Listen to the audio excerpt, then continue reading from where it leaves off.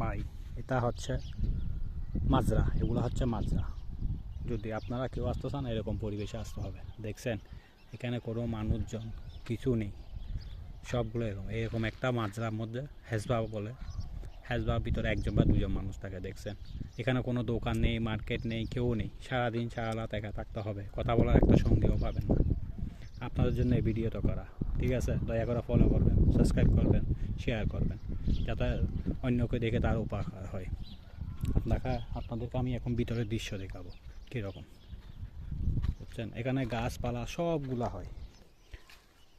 এগুলো হচ্ছে দেওয়ানের ভিতরে দৃশ্য। আপনাদের কাজ হবে এখানে ভিতরে, বাইরে বসে থাকবেন। এরা সাধারণত বলে মজলিসের কাজ, দেওয়ানিয়া কাজ। এগুলো হচ্ছে মজলিস আর দেওয়ানিয়ার কাজ।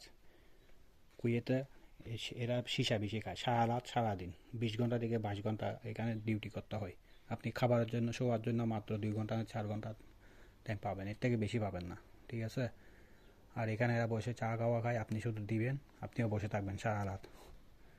এখানে অন্য দেশের মতো না। কাতারে সীসা কম খায়, কিন্তু কুয়েতে সবাই সীসা খায়। যারা বলবে না সীসা খায়, কম খায়, ওইখানে লোক কম, ওইখানে এমন কেউ বললে ওই রকম কাজে কেউ আসবেন না, দয়া করে।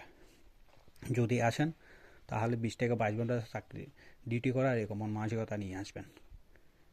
এগুলা হচ্ছে আপনার অনেক টেনশনের কাজ, আরবি ঘরের কাজ হচ্ছে অনেক টেনশন।